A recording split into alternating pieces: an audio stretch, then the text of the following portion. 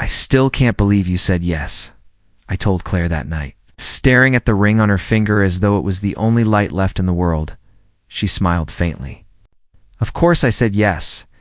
You're the one who never believed in yourself, not me." Her words made me laugh nervously. "You always made me feel like I was enough, like I could be more." "You are enough," she whispered, leaning closer, her eyes shining under the dim restaurant lights. "Stop doubting that." At that moment, I thought I had everything: her love, my future, and the world. But that illusion didn't last. 2 weeks later, she sat across from me in my apartment, her hands folded neatly, her face unreadable. "I need to tell you something," she said, her tone flat, almost rehearsed. My chest tightened. "You're scaring me." "What's wrong?" She looked me in the eye.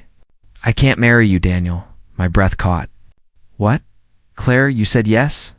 You promised me forever. I thought I wanted that," she replied coldly. "But things change." My voice cracked. "Things don't just change in 2 weeks." "What happened?"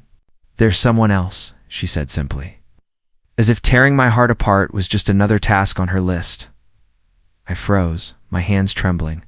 "Someone else? Who?" "Adrian Blackwell," she said, and the name dropped like a bomb in the room. I blinked at her.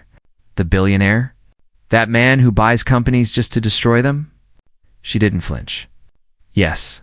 My voice rose. "You're leaving me for him? After everything we've been through?" "Daniel, be reasonable," she said sharply. "He can give me a life you never could. Security, power, status. Things you'll never have." The words cut deeper than any knife. "So all the nights we dreamed together, the plans, the love were nothing compared to his bank account." She sighed as though I was the one being dramatic. "Don't make this harder than it has to be. You'll move on. You'll thank me one day." I laughed bitterly, though my throat burned. "Thank you. For throwing me away like trash?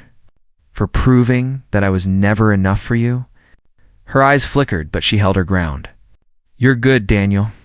But I need more than good. Adrian can give me everything. And what about love?"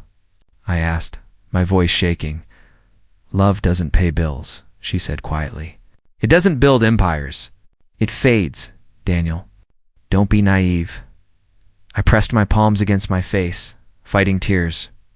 "So this is it? You trade my ring for his fortune?" Her silence answered me. "Unbelievable," I whispered, standing and pacing the room. "You wore my ring, looked me in the eye, told me I was your future and all along. You were already planning your escape." She rose too, her expression icy.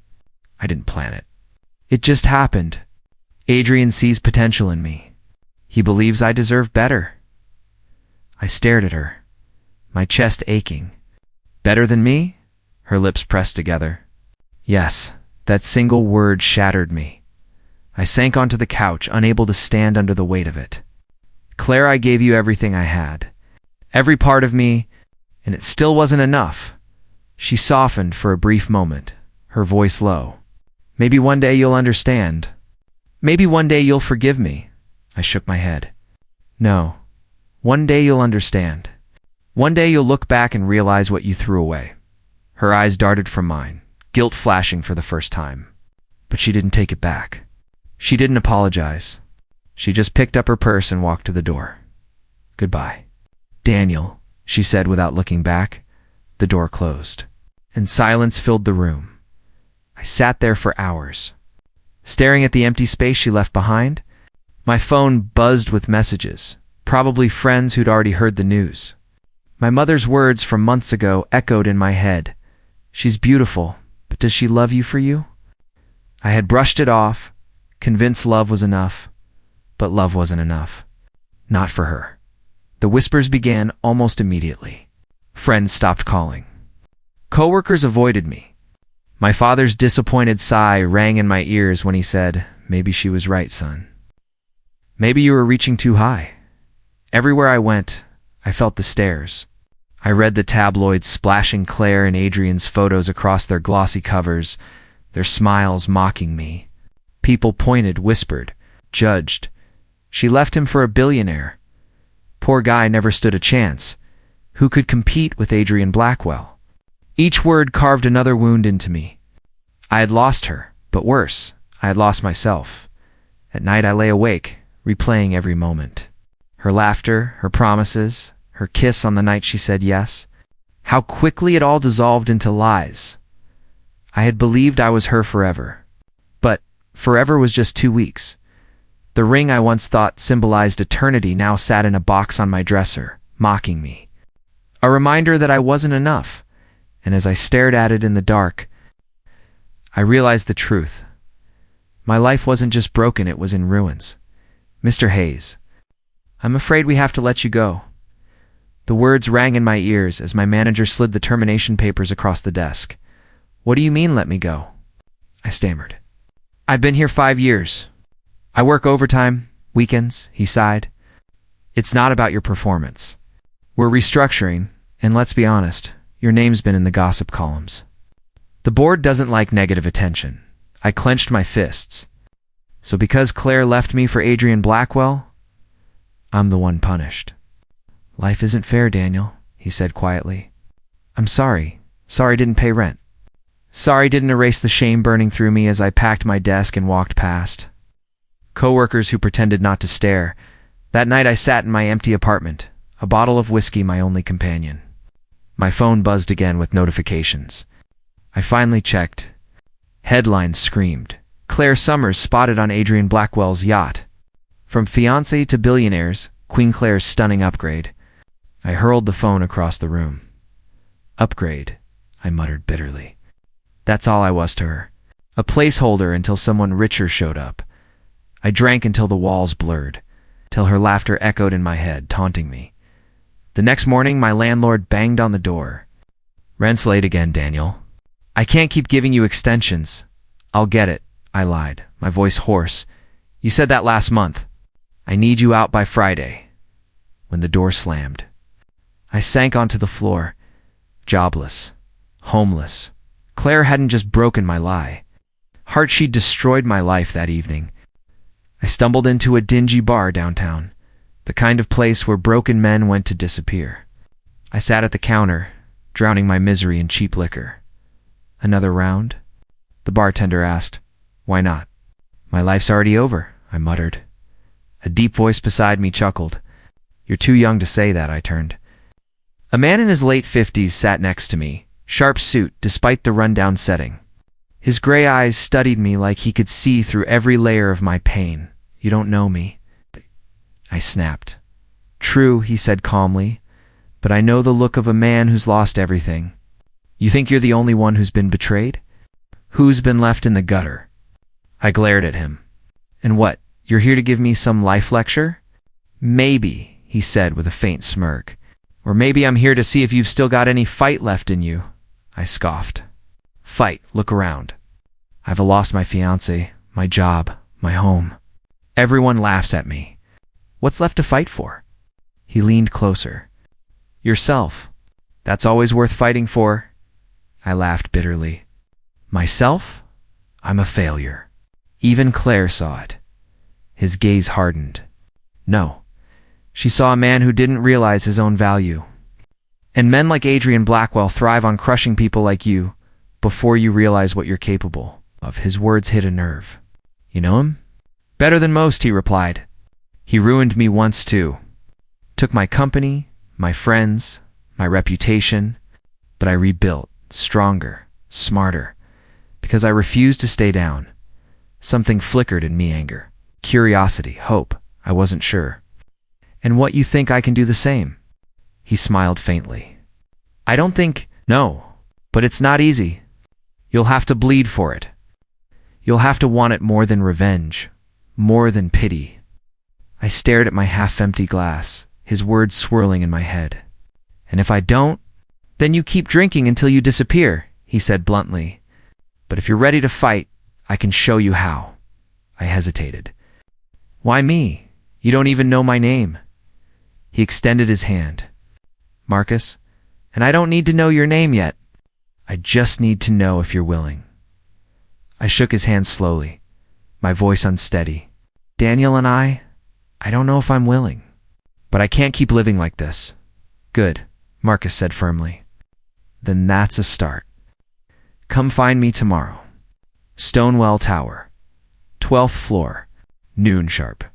Don't be late, I frowned. What if I am? Then I'll know you've chosen the bottle over your future, he said. Standing to leave, I watched him walk out. His presence lingering like a challenge I couldn't ignore for the first time in weeks. The weight on my chest shifted, not gone, but lighter. Maybe I was still broken. Maybe I was still lost, but a small, dangerous thought sparked in me. What if Marcus was right? The next day, I stood outside Stonewell Tower, staring up at the glass giant. My palms were sweaty, my stomach twisted. Am I really doing this? I muttered. Inside, I found Marcus on the 12th floor, sitting behind a desk stacked with papers. He looked up, unimpressed. You're late. I checked my watch. By 2 minutes? 2 minutes is enough to lose a deal worth millions, he said. Sit down. I sank into the chair. So, what is this? Some test? Everything's a test, he said flatly. If you want my help, you'll work harder than you ever have in your life. I don't exactly have much left to lose, I replied. That's the wrong mindset, Marcus snapped. You have everything to gain, but only if you stop pitying yourself. I swallowed my pride. Fine, what do you want me to do? First, he said, tossing a folder at me, learn. Numbers, negotiations, market strategy. You'll study until your head feels like it's splitting. Then you'll fail. And when you fail, you'll get back up, because weakness is no longer an option for you. I opened the folder. Charts, financials, case studies, half of it looked like a foreign language. This is insane. I'm no CEO. Not yet, Marcus said with a cold smile. But you will be. If you don't quit, the first week was hell. I sat across from Marcus every day, drowning in spreadsheets. Why is this margin shrinking? He barked. I don't know. Think. If you don't know, you learn. Guessing is for cowards. I bit back my frustration. All right, maybe the supply chain costs rose? He tapped the table. Good. Now prove it. Back up every word with data. I spent nights buried in reports, eyes bloodshot, caffeine pulsing through my veins. I failed constantly. You're sloppy, Marcus said after another mistake. I'm trying. I snapped. Trying isn't enough, he shot back. Do or don't. Claire left you because you were trying. Adrian beats people like you because he does. If you want revenge, or even self-respect, you'll have to be better. The word revenge hit me like a spark. Who said anything about revenge? I muttered. Marcus smirked. You did. In the way you clench your fists every time Adrian's name comes up. In the way your voice shakes when you say Claire's. Stop pretending. Anger is fuel, use it, or it'll eat you alive. I fell silent. Because he was right. Weeks blurred together. I lived on black coffee, cold takeout, and Marcus's relentless criticism. Every failure scraped away my weakness until something harder, sharper grew in its place. One night, Marcus slammed a report on my desk. Pathetic. Your projections are off by 20%. I buried my face in my hands. I can't keep up. Maybe I'm not cut out for this. Marcus leaned in, eyes blazing. That's exactly what they want you to believe. Claire, Adrian, every so-called friend who abandoned you. They're betting on you to stay broken. You going to give them that satisfaction? My hand shook. No. Say it louder. No. Again, no. I shouted, anger tearing through my chest. Good, Marcus said, finally stepping back. Now fix the damn report. I worked through the night. I grew sharper. My answers quicker. My decisions bolder. One morning, Marcus asked, "What's the first rule of negotiation?" Never let emotions dictate terms, I answered without hesitation. And the second? Control the silence. Whoever breaks it first loses leverage. He nodded with rare approval. You're learning. I allowed myself a small smile. Guess I'm not useless after all. Don't flatter yourself, Marcus said. Why me? Marcus poured himself a drink. Because I see myself in you. And because Adrian Blackwell is still out there, playing king. Someone has to challenge him. Challenge him? You know, Marcus said, locking eyes with me. You, the word hit me like a thunderclap. Me, you're insane. I'm barely keeping up here. He stepped closer. And yet you are keeping up. You've gone from a drunk on the floor to a man who can read a balance sheet. That's not weakness. That's growth. And if you keep going, you'll be strong enough to lead a company that will rival his empire. I shook my head, laughing in disbelief. You really think I could take on Adrian Blackwell? Marcus raised his glass. I don't think I know. And one day, when you sit across from him, a storm of emotions swirling in me, fear, anger, hope.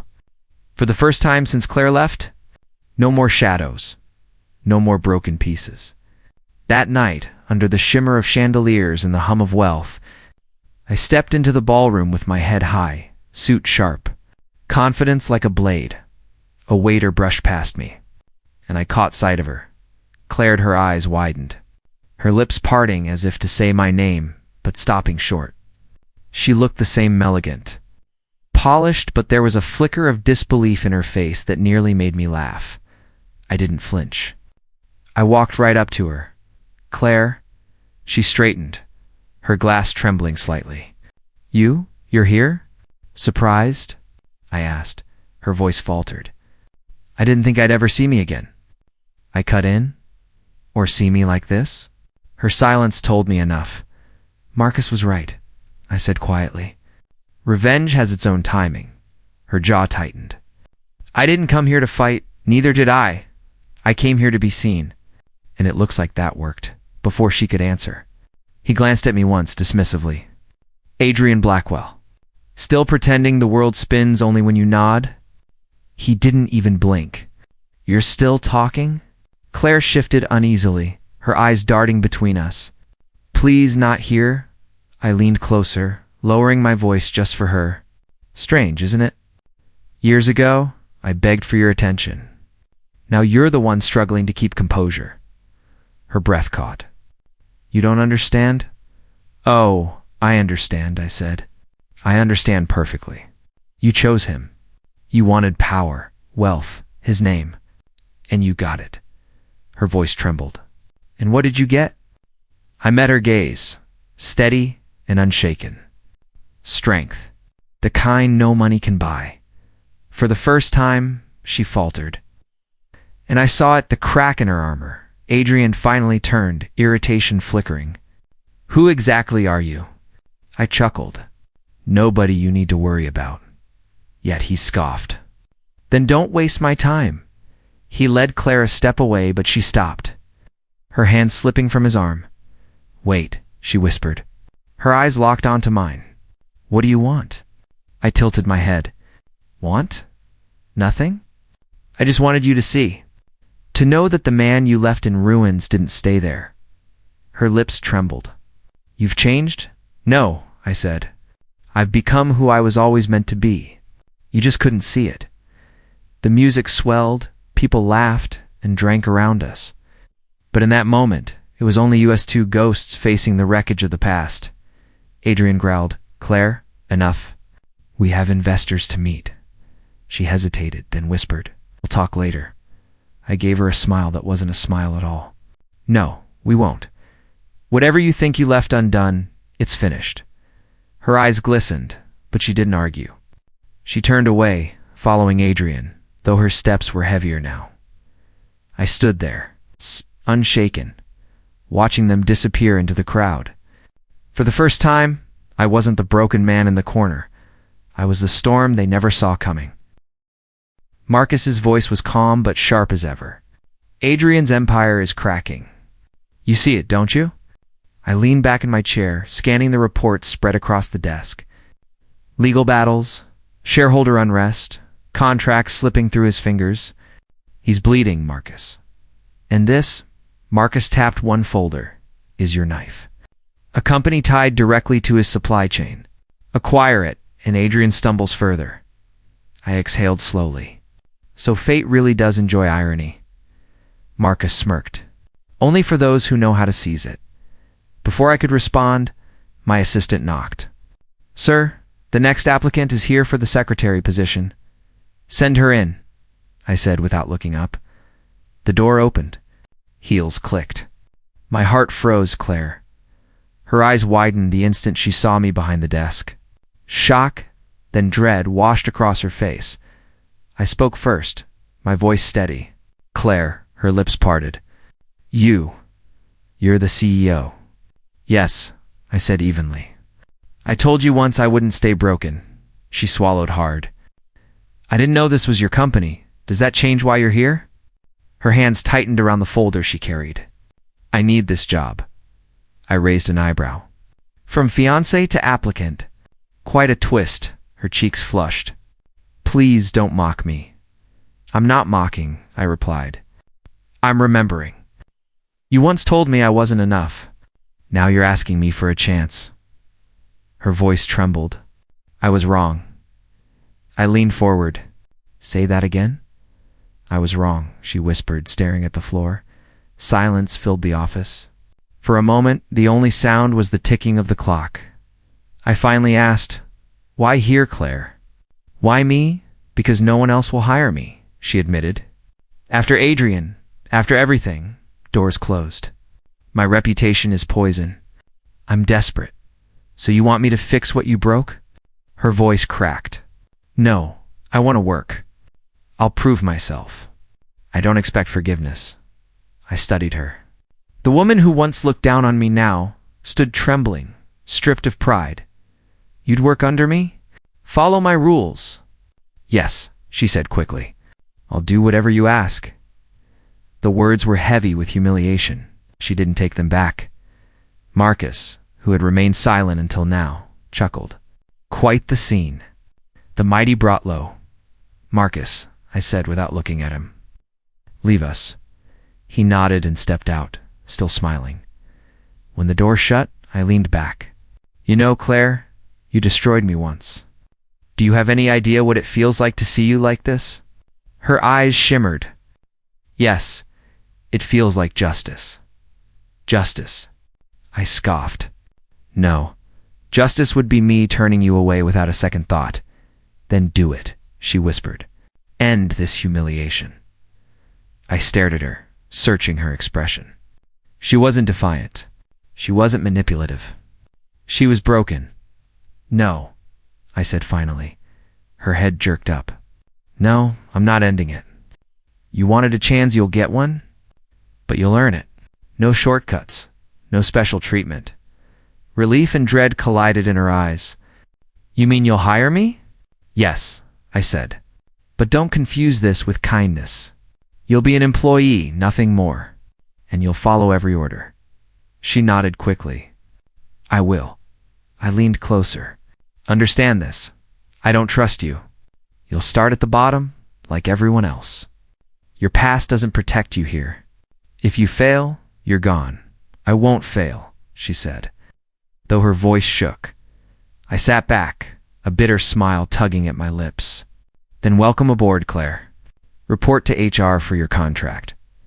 She exhaled, shoulders trembling as though she had been holding her breath the entire time. Thank you, she whispered.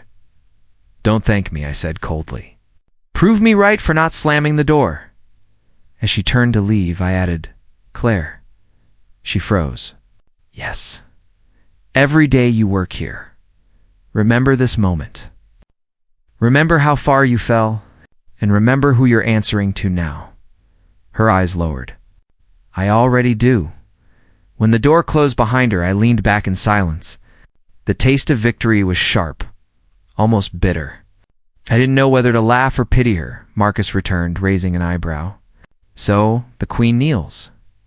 She's not a queen anymore, I said quietly. She's mine to command. Marcus smirked. Fate plays cruel games. I stared at the door where Claire had stood moments ago. No, I whispered to myself. Fate only deals the cards. I decide how to play them. Mr. Blackwell is demanding a call, Claire said, her voice low as she entered my office. I didn't look up from the contract I was signing. Demanding? Tell Adrian he doesn't get to demand anything from me. Her fingers tightened around the notepad. He'll assume I didn't deliver the message properly. I finally glanced at her. That's your problem, not mine. Her lips parted as if she wanted to argue, but she stopped. I could see it, the hesitation, the loss of fire. Once, she never would have bowed. Now, every day, chipped away at the arrogance she once wore like a crown. You've changed, she murmured. I smirked. No, you're just seeing me clearly for the first time. She shifted uncomfortably. You were always capable of this, weren't you? Capable, yes. Allowed? No, I had to break first. Her eyes softened, guilt flickering. I never meant. I cut her off. Don't say you never meant it. You meant every word when you chose Adrian. Silence stretched between us, heavy and sharp. Finally, she whispered, I regret it. I leaned back in my chair, watching her closely. Regret doesn't erase consequences. Her voice cracked. I know. The phone buzzed on my desk. I ignored it. Do you? Yes, she said quickly. Every time I walk into this office, I know. Every time I see you command a room, I know. Adrian never let me stand beside him. You don't need anyone to complete you. You built yourself. Her words stung because they were true. I had built myself from ashes, but the fire that fueled me was born from her betrayal. You think flattery will undo the past? I asked coldly. No. She shook her head. I'm not asking forgiveness. I want you to know I see it now. I studied her, the cracks in her mask more visible with each word. Adrian suspects you, doesn't he? She froze. Her silence was answer enough. He thinks you're leaking information, I continued. He doesn't trust you. Her eyes flicked up to mine, wide with panic. How do you know? I allowed myself a faint smile. Because Adrian is predictable. He devours loyalty until there's nothing left, then calls it betrayal. It was always going to end this way. Her shoulders slumped. He's watching me like I'm a traitor. Every call, every meeting, I can't breathe. And now you're standing here hoping I'll save you? No, she whispered. I know you won't. I just needed someone to hear me. I leaned forward, my voice sharp. You once left me to choke on the whispers of everyone who said I wasn't enough. And now you want me to listen while you choke? Tears threatened her eyes, but she held them back. Yes, because you're the only one who'll understand what it feels like. The irony twisted deep in my chest. She wasn't wrong. I did understand. Too well, you know what the difference is, Claire? I asked quietly. What? I fought my way out. I bled for every inch of ground I own. You surrendered the moment things got hard. Her voice broke. You're right. The admission hung in the air like a confession. I should have felt triumph. Instead, I felt the weight of choice pressing down. Do I destroy you? I murmured. More to myself than to her, the way you destroyed me. Or do I let you live with the ruins you built for yourself? Her breath caught. If destroying me will help you heal, then do it. I searched her face.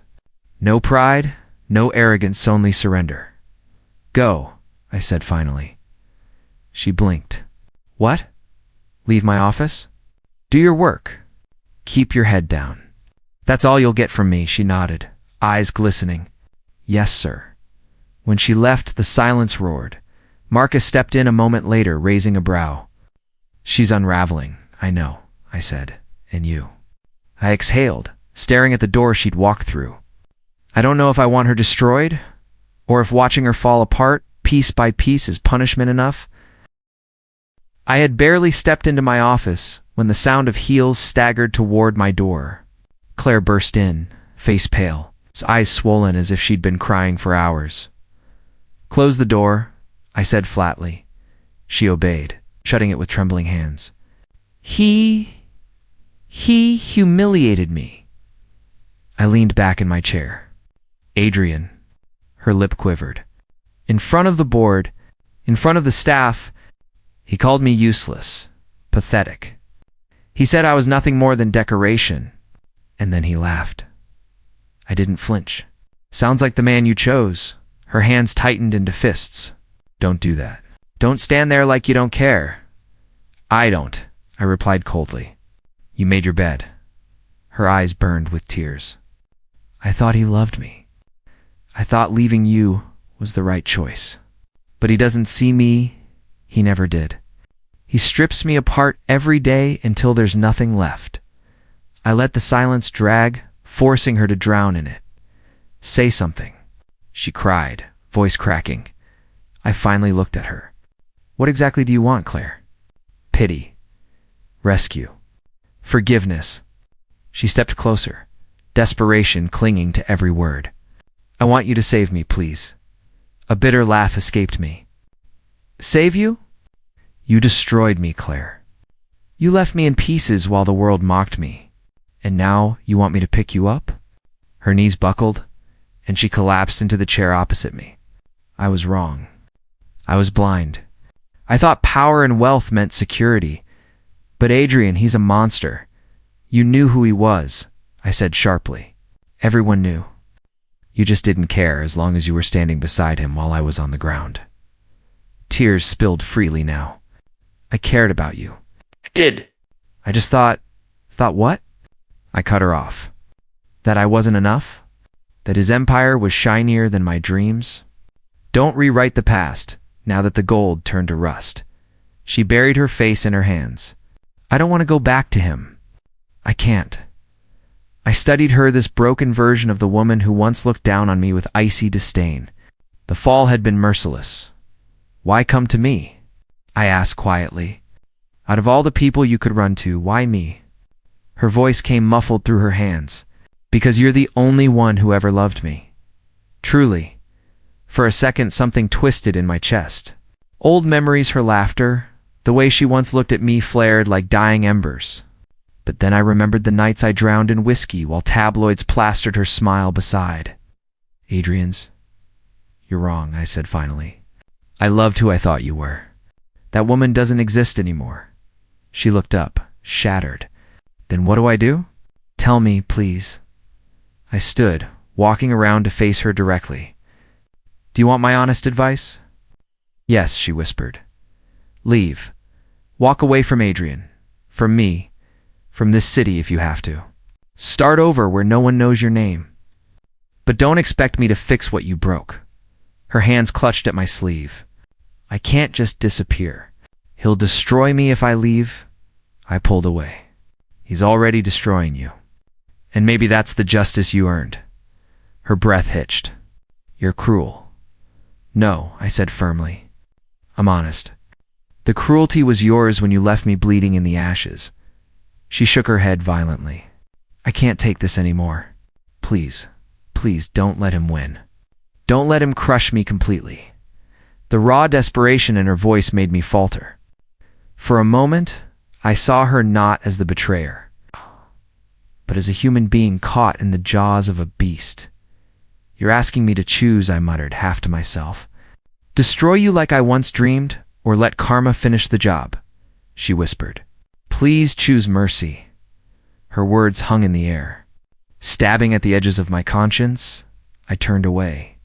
Staring out the window at the city I'd fought to conquer, my reflection stared back, hard and unyielding. You want mercy? I said slowly. But mercy doesn't erase the scars you left.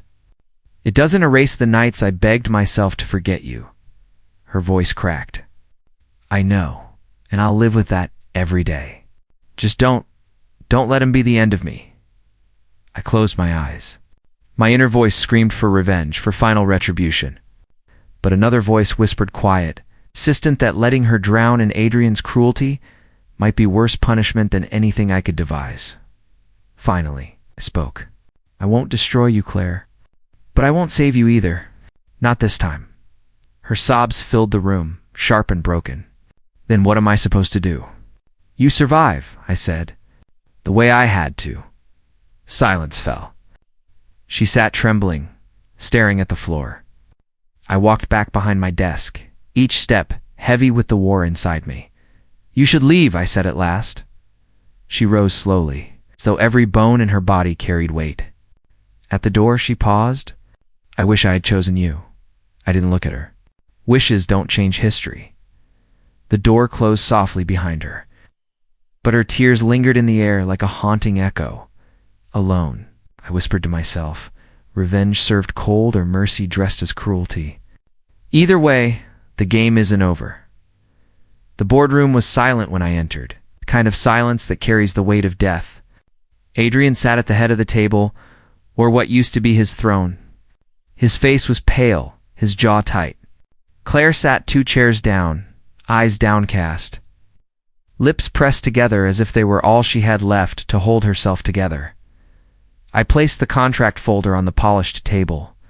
Gentlemen, as of this morning, the acquisition is complete. Adrian Black's empire is no longer his. A ripple of murmurs passed through the directors. Adrian slammed his fist. This is a setup. You manipulated them, my partners, my allies. I kept my tone cool. No, they chose survival. You offered them arrogance. I offered them vision, he sneered. You think you've won? You're nothing but a leech feeding off what I built. I leaned forward, letting my words slice. What you built was rot wrapped in gold. I just stripped away the wrapping. Claire flinched, eyes flicking to me for a brief second before returning to the table. Adrian's voice rose. You want to play king? Fine. But remember, you're only sitting in that chair because I let you exist. I chuckled, low and sharp. Exist? You don't get to decide who exists anymore. Look around, Adrian. These men don't fear you. They fear irrelevance. That's why they follow me now. One of the board members cleared his throat nervously. The deal is settled. The transition of power is official. Black Enterprises belongs to, he looked at me. Him. The finality of it hit the room like a hammer. Adrian's empire, the fortress he'd lorded over, it's crumbling right in front of him. Adrian turned to Claire suddenly, eyes full of venom. This is your fault. You were supposed to be on my side. She shook her head weakly. I didn't. I never. Don't lie to me, he snapped. You've been whispering in his ear since the day you stepped into his office. I stepped between them verbally, my voice like steel. Enough. Don't blame her for your collapse. You did that all on your own. Claire's eyes met mine then, glassy with unshed tears. She didn't speak, but her silence screamed louder than anything. Adrian leaned back in his chair. Defeated rage painted across his face. So what now? You humiliate me? Drag me through the dirt? Kill the carcass and dance on it? The boardroom hung on my answer. I folded my arms. What happens now is up to me, he spat. Literally, the saliva landing on the polished wood. Do it then. Crush me.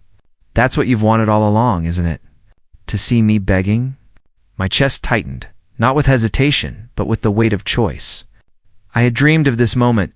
Adrian, powerless. Claire broken, both of them at my mercy. I asked him quietly, Tell me, Adrian, how does it feel, knowing the man you dismissed as nothing now owns everything you stood for? His eyes burned with fury. You'll regret it. Power eats everyone alive. You'll choke just like I did. Maybe, I said calmly, but not today. I turned to the board. Gentlemen, the meeting is over. You'll hear from my office regarding restructuring. Chairs scraped as the directors rushed to leave. They wanted no part in the storm between us. Soon, it was only the 3 of us left. Tadrian, Claire, and me. Adrian slumped in his chair, a fallen king. Claire finally spoke, her voice trembling. So it's true. It's really over. I nodded. For him? Yes. For you, Claire, it depends. She looked at me, fragile and lost. Depends on what? I let the question linger, then said, On whether you keep clinging to a corpse or learn how to stand alone. Her lips trembled, but no words came. Adrian snarled, Don't you dare talk to her like she matters. She's nothing without me. I shot him a glare that made him falter. No, Adrian. She's nothing because of you. Claire's tears finally spilled. She whispered, I don't want to be nothing anymore. The sound of it clawed at me. This was the woman who once walked away while I shattered. And now she sat here, stripped bare, begging without words. I exhaled slowly. Then prove it, Not to me, to yourself. Adrian laughed bitterly, hollow and broken. Listen to you preaching like some savior. You're not better than me. I leaned close, my voice barely above a whisper. I am better than you. Because I could destroy you completely right now, and instead, I'm walking away. The silence that followed was suffocating. Adrian looked stunned. Claire wept quietly, and I stood tall. I gathered my folder, turned to the door, and paused. The empire's mine. The legacy's mine. But your misery, Adrian, that belongs to you. I opened the door. The weight of every eye and every shadow behind me, and walked out without looking back. For the first time, I felt not just victorious, but free. The office was quiet when Claire walked in. Her steps were hesitant, her shoulders drawn tight, as if the very air pressed against her. I looked up from the papers on my desk, and for a long moment, neither of us spoke. She broke the silence first. You didn't destroy me, her voice cracked. Why? I leaned back in my chair. Because I don't need to. You're doing it to yourself. Her eyes dropped to the floor. You're right. Every night I hear it, the choices I made, the man I hurt, the life I threw away. Adrian was never what I thought he was. And now I'm nothing. I shook my head slowly. You're not nothing, Claire. You're just finally seeing yourself without the mask. Tears welled in her eyes. Do you hate me that much? I let the question hang, then answered softly, no. Hate takes energy. I stopped giving you that power a long time ago. She stepped closer. But you could have ruined me. You had the chance to crush me in front of everyone. I folded my arms. And what would that have done? Left me looking like Adrian? No. I wanted something different. I wanted peace. Her lips trembled. Peace? After everything I did to you? Yes, I said firmly. Because I learned that revenge doesn't heal. It just feeds the wound. She sank into the chair opposite me, fragile in a way I had never seen her. I don't know how to live with what I did. That's your battle, I replied. Not mine. My scars remind me of pain, but they also remind me I survived. Yours will remind you of choices, and you'll have to carry them. She covered her face with her hands.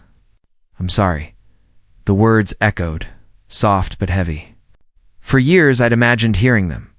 Yet now, sitting in my office, I realized they didn't change anything.